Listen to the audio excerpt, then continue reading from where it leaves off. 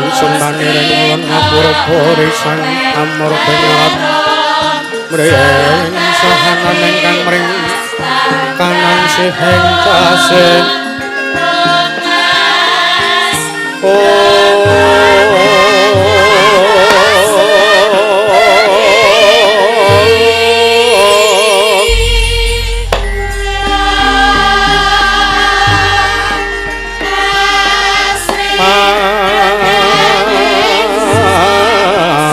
Kurang saweku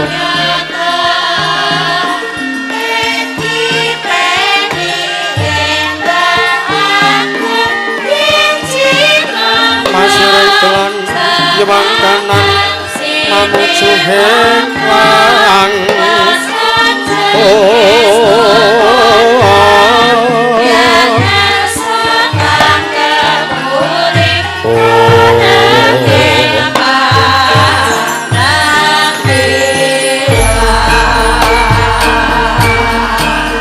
samar pamoring sukma sinus maya winaya ing asapi sini benteleng ing kalbu amukaning warana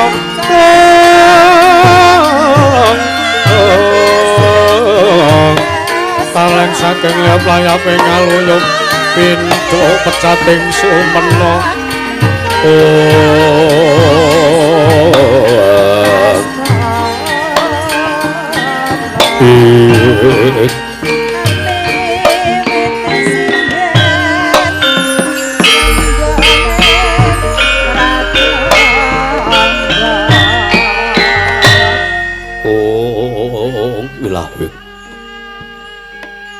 Milahim awigna masuk Purma Sidhem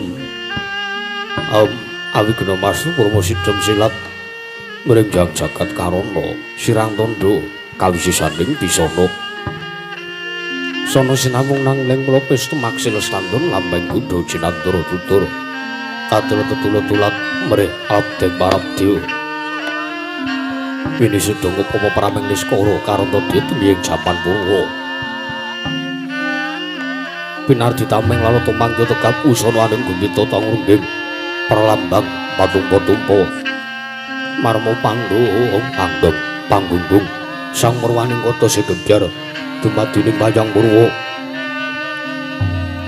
purwakaning kandha pinarik runtuting basa dongeng kuna ngemusu rasa yen narasaya karaos mulat jaru angrasa wandi awruhing diri rasa mongsang rumangsandi pindhane kadut janma ingkang angin kaca jarweh wis rinakup caing carita lebecik wis kagelar jroning pakliran yoga jatra mirsani pagelaran inggih Purwa Surya Candra Ndaru Nyangkar Tuka wis nurba kodrating kawasa sahari ratri angitri bawana prateging duk sina gilir kemandi temat dadi wetanganing dina sasi marsi windu kang sarta abad tetulan tangkar tumangkar toya sinrambun toya jalpati ngerbiyat ado padaming kutu-kutu walangkang toga burwono yang buroto ya dada branatan pawicalan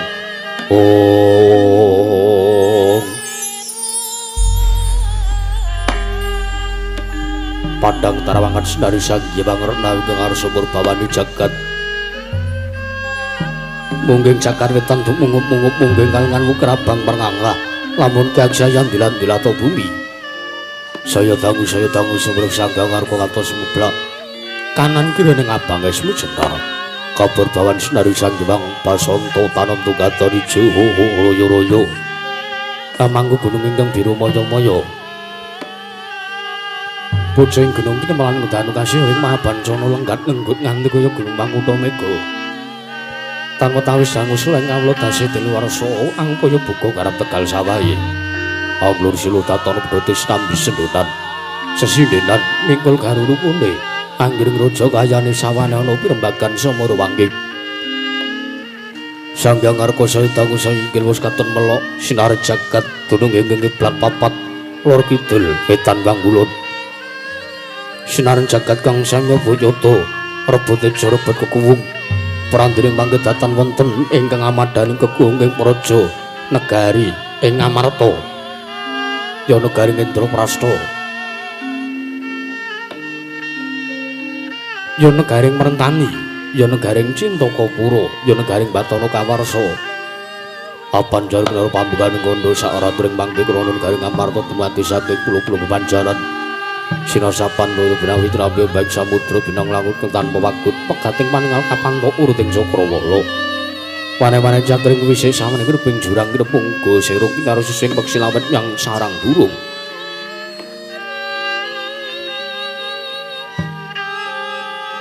Parandering mangke negaring Amarta lagya manjit marang jaman jana. Panjang munjung pasir pamukira jinawi kemari pakartata tutur harja. Dasar guru kang gedhe puri padang jagate durga setor padukun carani turut kasusuring manca praja.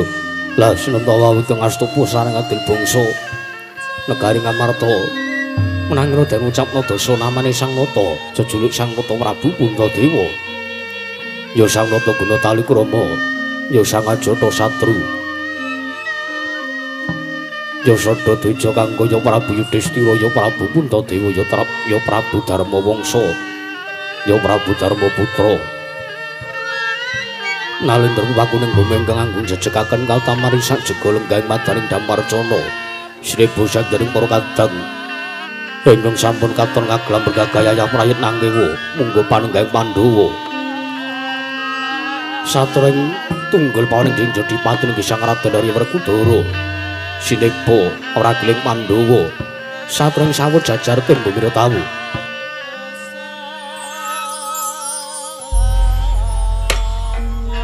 Parandening mangke kodheng penggalih Sang Natawarsa amenggalih dhateng murcanipun kang rayi panengan.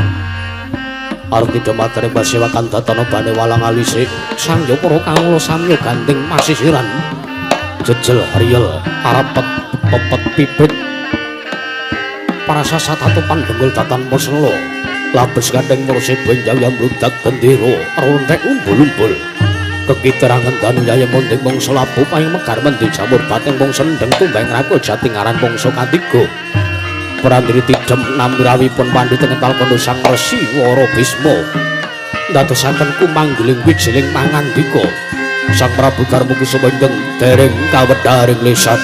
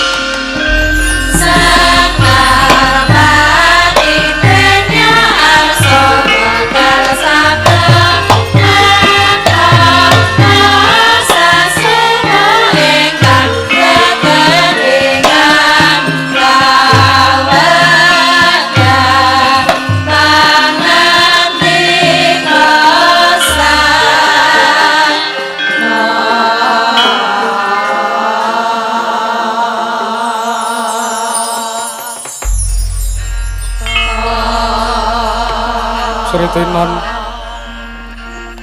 ning masewakan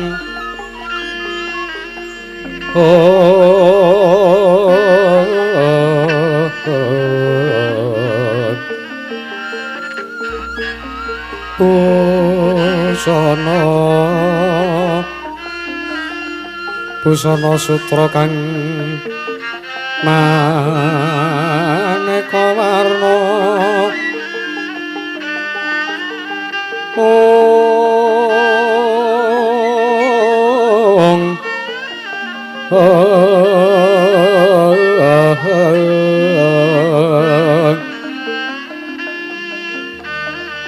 Jepa Puspita ngutyana Myang mansra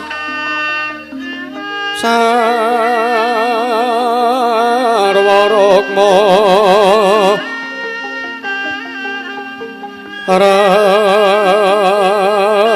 ranggeng manik ora Narawata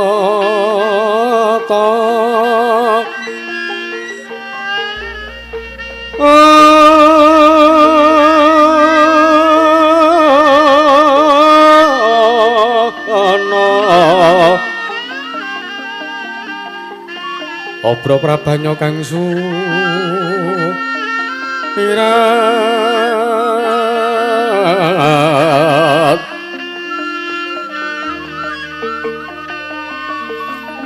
Kenyareng beca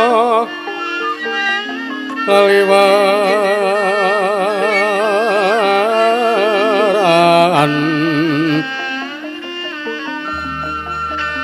ler ki alat sisireng kadet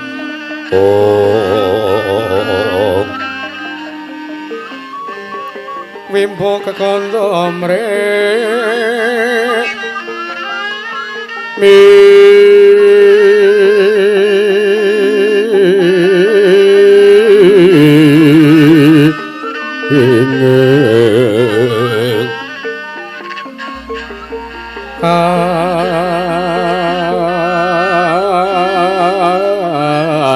tiupeng mak roto mandong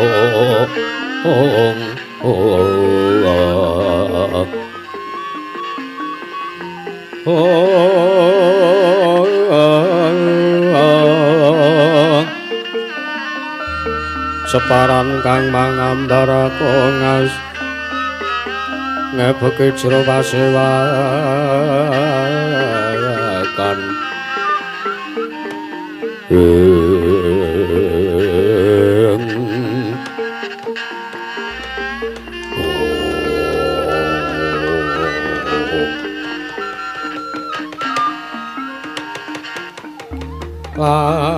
lamun sira anggeguru kaki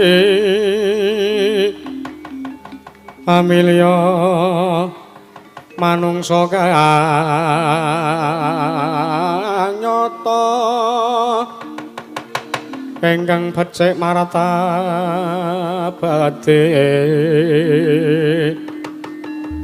sarta kawruhing hukum kang ibadah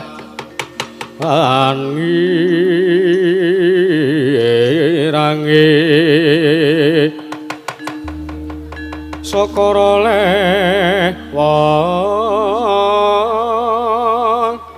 topo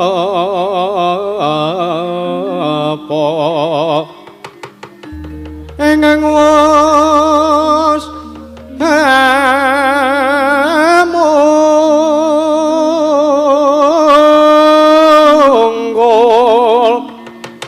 tan mikir pawehing liyan iku pantes Kuranana kaki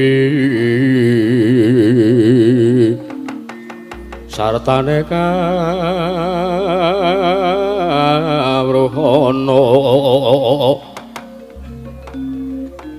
Om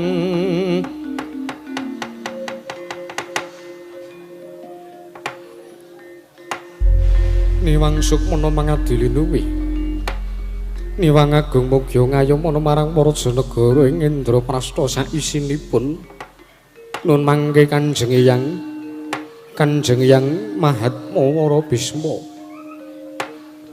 sarawuh paduka Kanjeng Hyang Ketal Kandha rawuh wonten Datulaya Praja Nagari ing Amarta Kanjeng Hyang nadan keng wayah pun Puntadewa inggih keng wayah pun Darmakusuma ngaturaken pambagya raharja saha masegan panakrami mugya kunjuk wonten ngarsa paduka Kanjeng Hyang ing Ketal Kandha Kanjeng Hyang Mahatma Sri Wara Bisma Kanjeng Hyang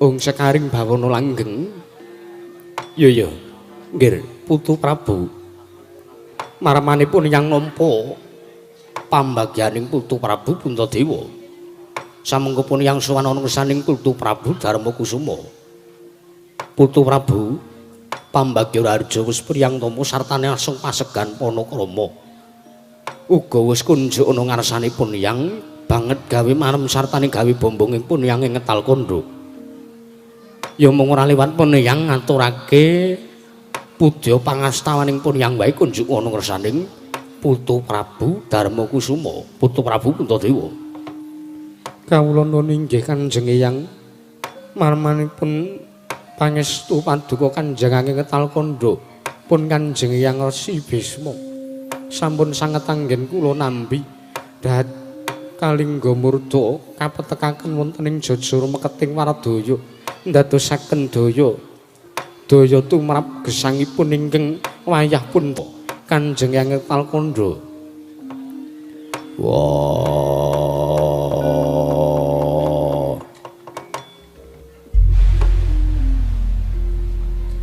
Bisma kakekku sarawing Bisma kakekku ing Ketal Kandha nggonmu rawuh tedhaning Rajanegara Ngamarta nadyan aku Werkudara putumu ing tunggul pawendang jeng Jedipati ngaturake sembahku katuraya basaku tampanuna iya Werkudara putuku cah bagus wong gagah wektu deksa sira putuku ing Jedipati wis atur basa ngersanipun yang ora liwat pangestuning pun yang wae tampanana tagegem dadekake jimat ora liwat prayogan nggon bulungguh ana ngarsane barep kakangku Bisma kakekku iya Werkudara kaya wis ora kurang prayoga sawanipun anggir putuku cah bagus Jedipati nun mangke Kanjeng Hyang sarawuh paduka Kanjeng Hyang Bisma ing Ketal Kandha rawuh wonten Praja Negari Ngamarta nadan keng wayah pun nakula ngaturaken sembah sungkem pangabekti kula kunjuk ya nakula tak tampa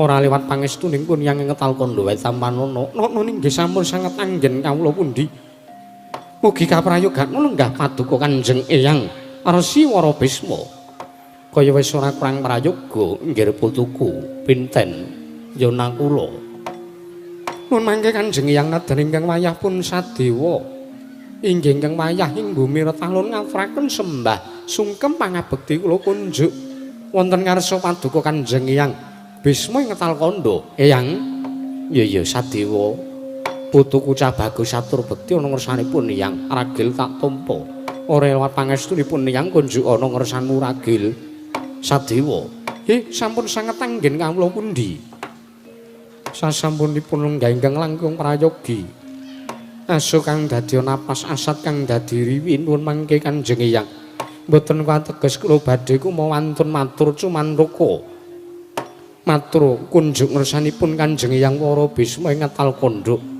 namung keparenga sak mangke kula midhanget menapa ingkang dados sabdutama dawuh pangandika paduka Kanjeng Hyang Bisma nggih nyorawuh wonten para janegari Ngamarta sajak semunipun anggembol wigatos pramila sak mangke gandeng sadaya sampun satata kepareng kula arsa midhanget menapa ingkang dados dawuh paduka Kanjeng Eyang Bisma ing ngetal kandha Kanjeng Eyang ini wangagung kayama marang Raja Negara sak isine ora mengko dhisik Putu Prabu Puntadewa kabeh atur lancangipun yang ingkang sakmengko bakal tak konjaken ngursaning Putu Prabu Darmakusuma.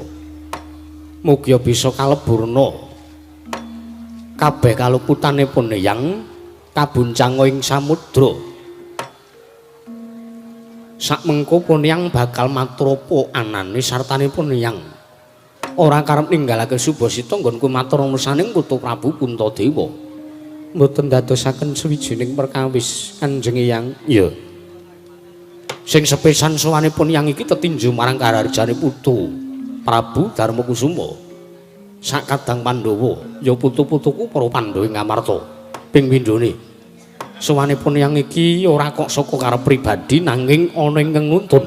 Wondene sapa ingkang nuntun sowanipun yang kinen praptaning Raja Negara Ngamarta ora liya kejaba. Ya mung Sasmita ingkang wis tak tampa nggih. Sasmita ya wangsit saka para Jawata ingkang andhakake sartane dewa ingkang paring dawuh yen to sakmengko negara Ngamarta ketaman pepeteng.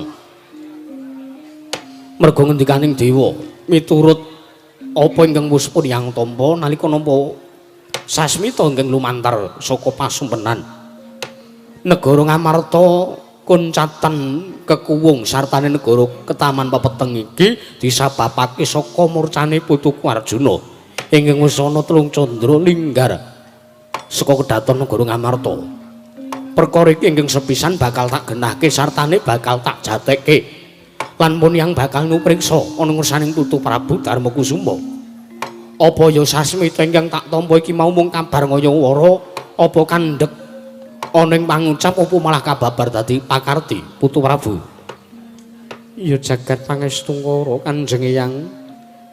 Piye Putu Prabu Puntadewa? Menapa ingkang sampun dados dawuh pangandika paduka menika langkar kepara nyata. Lan estu bilih sakmangke negari Ngamarta ketaman pepeteng. Ingkang peteng boten sanes kejawi namung manahipun ingkang wayah pun Darmakusuma. Awit linggaripun kadang kula panengah inggih menika pun Arjuna Kanjeng Eyang. Waladala. Yen mangkono ora sisip pangandikane dewa ingkang puspun yang tampa iki mau kababar dadi kasunyatan inggih pangestu paduka kados mekaten. Ya. Lah saiki ngene. Pun yang arep matur nursaning Putu Prabu Darmakusuma. Kejaba dewa paring dawuh yen to negara Ngamarta ketaman peteng ingkang disababake saka linggare putuku si panengah. Dewa uga paring dawuh. Paring dawuh nursanipun ing ngetal kandha yen to pun yang dadi utusaning dewa kinen murungake perang gedhe Bratayuda Jaya Binangun. Wondene apa to kang dadi sababe teka dewa murungake perang gedhe Bratayuda Jaya Binangun merga sepisan perang kuwi ingkang nglakoni Pandhawa lan Kurawa besuke. Kamangka Pandhawa lan Kurawa kuwi padha-padha tras Barata, trahing Barata, turas saka Prabu Barata duk nalika semana. Pandhawa lan Kurawa kuwi trah Saptawarga.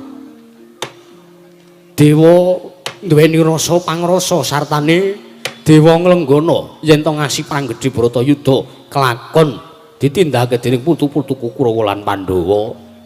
Iki mengko rawuh ngomong bakal nuwuhake pepati sartane ngilangke rasa kamanungsan. Merga kepiye-kepiye ya nggih. Sing jeneng pabaratan ya paprangan kuwi ora ana kok jeneng rasa welas asih. Anane ning jeneng pabaratan kuwi mung mukti apa mati, menang apa kalah. Kamangka yen to Pandhawa kelakon ngalahke Kurawa utawa kosok baleni sing dikukup kuwi apa kejaba mung negara suwung.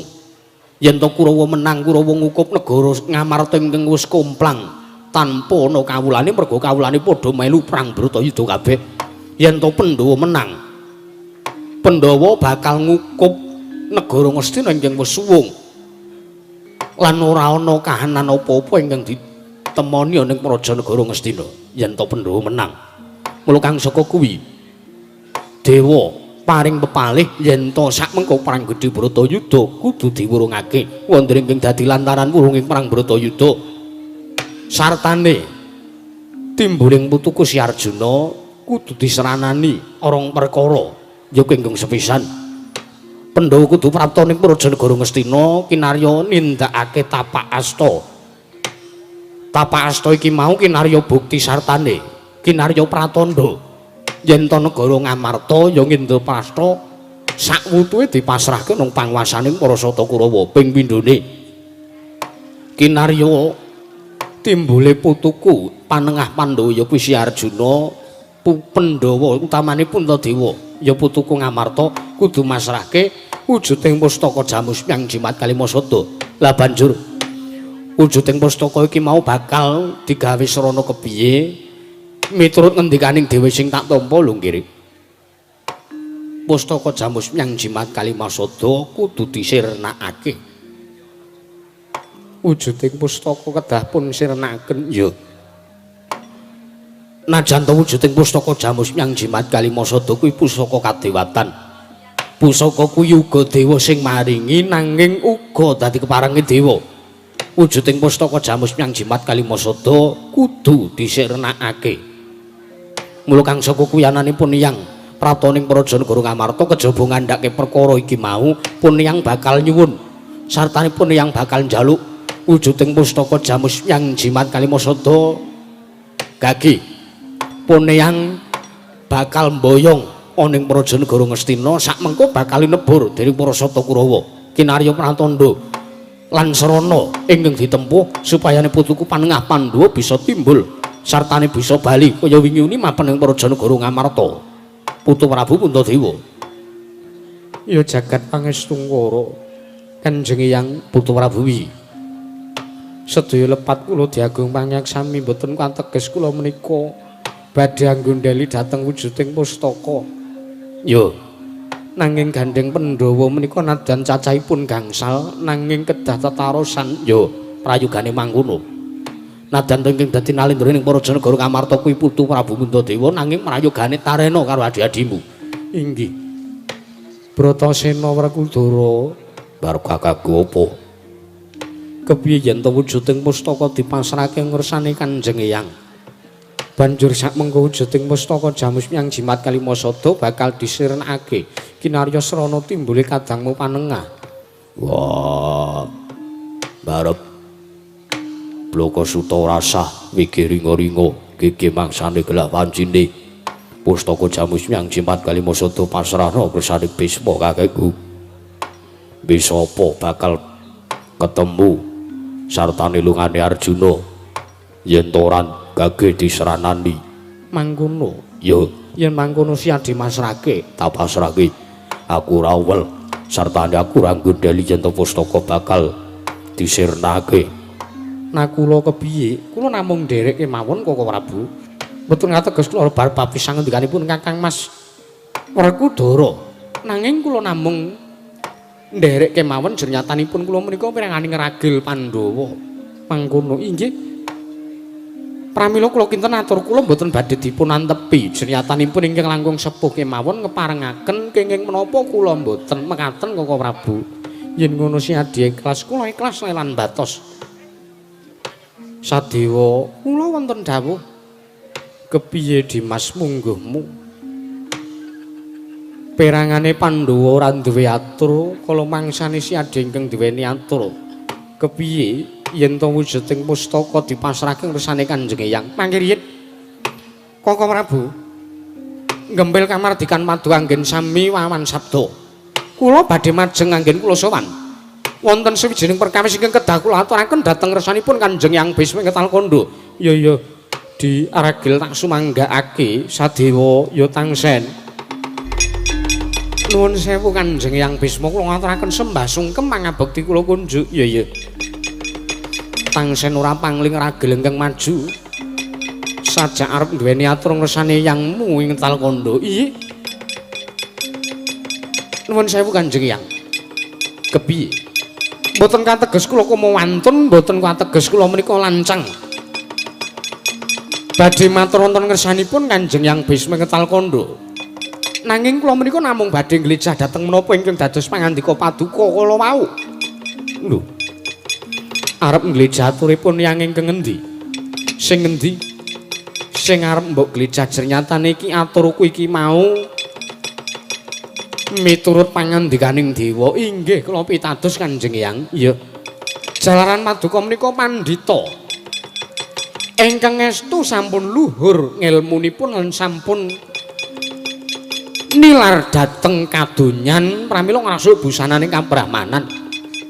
Sinten to sing boten mangertosi kondhangipun Begawan Bisma ya Sang Raden Dewa Brata duk kunanipun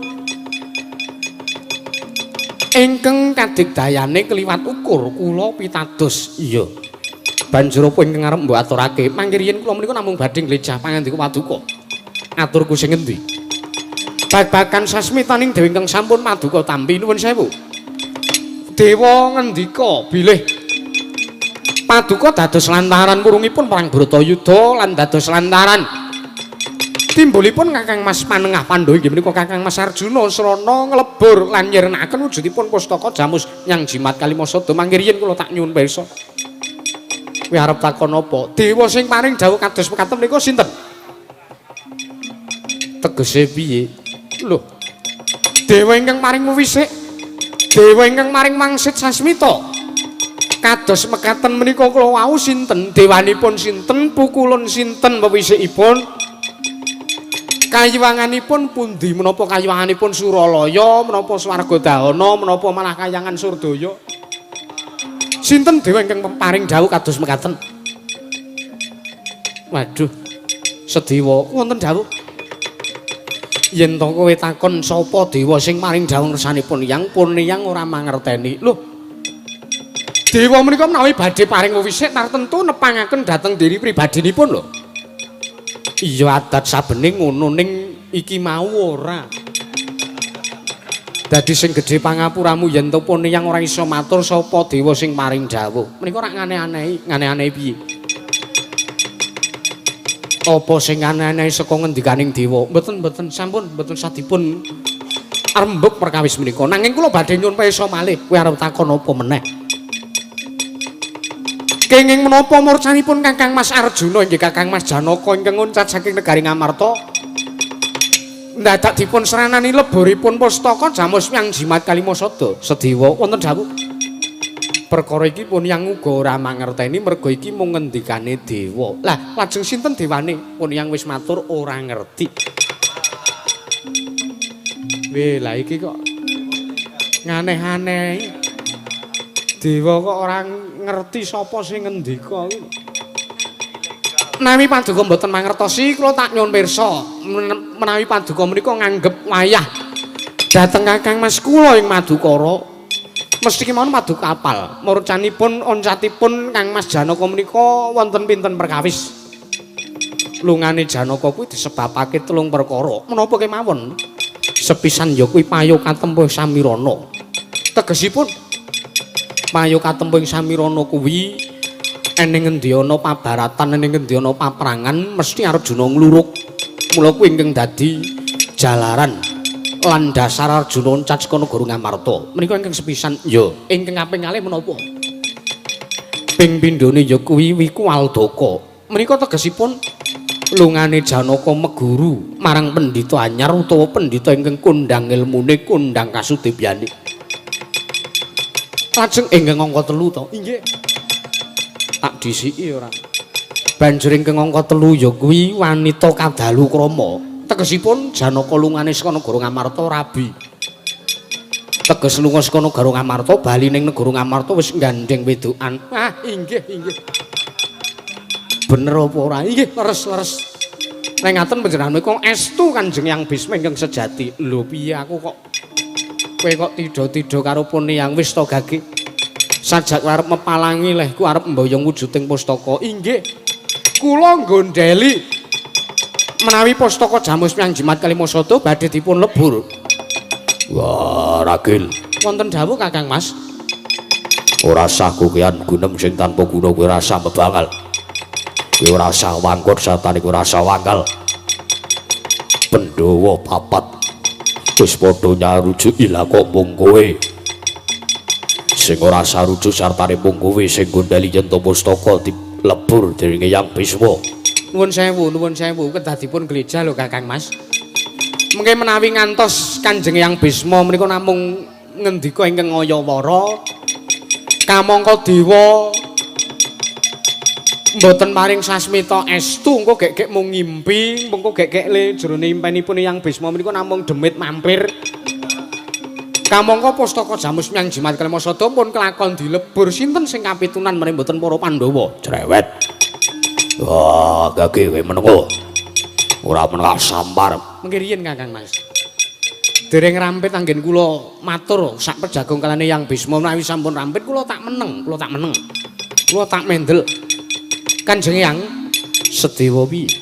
Kula badhe nyuwun pirsa malih arep takon napa meneh iku. Panjenengan menika rak Brahmana to? Iya, dasar kepara nyata. Brahmana menika wonten 8 cacahipun. Tegese piye? Wonten 8 perkawis lan kapérang dados 8 werna drajating Brahmana menika. Miturutmu mangkono inggih. Nanging saderengipun kula tak nyuwun pirsa miturut paduka Kanjeng Hyang kados pundi? Miturutku ya ana 8. Lah 8 menika napa kemawon? Waduh. Sedewa wonten dawuh. Yen to putuku takon 8 perkaraning pendhita apa wae, pun Hyang ora iso njabarake. Lho, sebabipun merga perkara ingkang jlentrehake perkara kuwi mau kaserat ana ing kitab napa? Kitab Weda Permana Suci ingkang mapan ana ing pertapan Ngetal Kanda. Lah diasta napa mboten pangestumu wis ilang? Oh, lah panjenengan menika gage jlentrehe piye? Mbok menawa kowe isih kelingan, mbok menawa padha kelawan napa kang dadi miturutipun Hyang. Nggih. Menawi miturutipun Sedewa pendhita menika kapérang dados 8 perkawis ingkang sepisan inggih menika Niladi Buja Kirana Mrak Kecancang Karang Drana Genthong Umes Mara Santun Jali Aji Bermana Jali menika 8 perkawis. Menawi miturut paduka menika napa sanes? Ya bener kuwi, ya bener. Gek-gek ming melu-melu ora ya pancen kuwi. Menawi pancen estu menika panjenengan pirsa napa mboten jlentrehipun werdi siji-sijine perangane pendhita menika kula wau. Lah aku rak wis omong bukune keri. Malah aku arep takon karo kowe. Niladi werdine apa? Niladi menika nadani isih nom. Nanging piyambakipun sampun madeg Brahmana. Nilar marang busana kasatriyan utawi kanalendran tumuli ngrasuk busana kabrahmanan. Buja Kirana menika seneng laku prihatin. Piyambakipun seneng lampah tapa brata. Teges anggenipun mendhita menika mboten kok mendhita mejangaken ngilmu dhateng sak pepadane. Nanging mendhita menika namung kinarya srana gesangipun piyambak supados langkung pana dhateng kawontenanipun jagat. Merak kecancang menika tegesipun pendhita menika geleme temandang yen to dipunjung gula teh karo siswane ya cantrike ya murite. Karang Drana menika tegesipun pendhita menika ingkang mejangaken ilmu menika pikantuk daya saking roh halus utawi kodam. Utawi saged dipun wastani pendhita prewangan. Ngono iki banjur genthong umes tegese pendhita ingkang namung ngayawara. Ketane wejangane dagik-dagik bul mung kosong. Pindhani kadya genthong ingkang boten wonten toyanipun menika genthong umes. Banjur Mara Santun menika sing diwulang mung sing ditresnani teges mbancinde mbanciladan. Contone apa? Contone sing diwulang mung sing rupane bagus utawa sing rupane ayu. Nek sing rupane ndower ndobleh menika mboten dipun wulang. Menika pendhita Mara Santun. Jali Aji menika tegesipun seneng kulak kono adol kene adol kono tegesipun pendhita ingkang cangkeme elek. Durna kuwi lah mbok menawi Banjur ingkang pungkasan mau apa? Bermana jali tegese. Bermana jali ya kuwi pintere sumarah marang Gusti teges pinteripun Brahmana menika namung saking dayaning wahyu utawi sampun dipun piji dening wakiling Gusti nggih menika para Jawata kapatah dados Brahmana. Mangkono iya.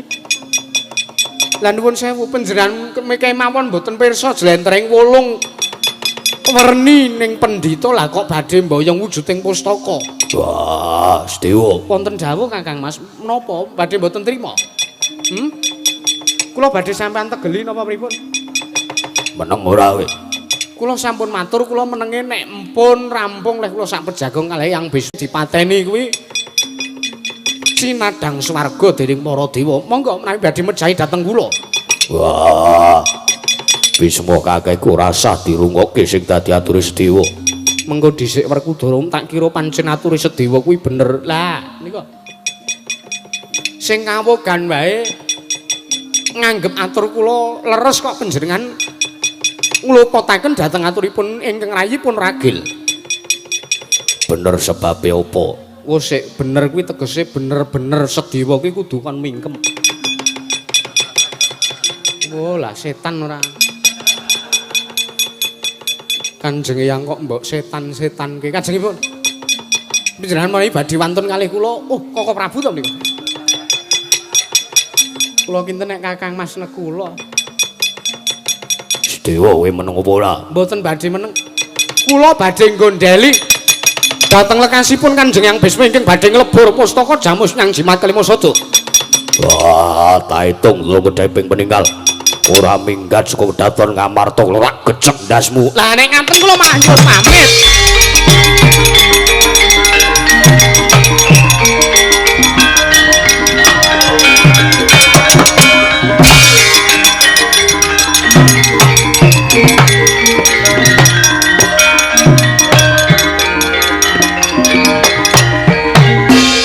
Kanjeng Yang perkawis menika kados pundi? Ya ora kepiye-kepiye nggih Putu Prabu. Wah. Nganti aku tegel nundung marang adikku ragil. Ya wis ora apa-apa, nek nyatane anane dheweke dadi pirangane Pandhawa mung ngribeti sartane mung mepalangi karepane para Pandhawa. Ya pancen kudu ditundung minggat, mapana enenga gunane apa? Bener. Yen mangkono kage Puntadewa kakangku ya marep kakangku. Kadanging pun Kakang Yayi Werkudara wi Pasrahna wujuding pustaka Jamus Nyang Jimat Kalima Sada. Ben Janaka gage timbul sartane perang Bratayuda wurung. Lan sak mengko negara Ngamarta bisa rukun Pandhawa isa tentrem gone urip ning Jagatraya merga ora ana ingkang ucik keprabonmu ya kuwi Duryudana kakangku sakurawane. Iya. Mrengake mekaten Kanjeng Eyang. Sakmangke kula aturi nampi. Kula pasrahaken wujudipun pustaka Jamus Nyang Jimat Kalima Sada wonten ngarsa paduka. Ya yen mangkono pun Eyang mung kari nampa nggih Putu Prabu.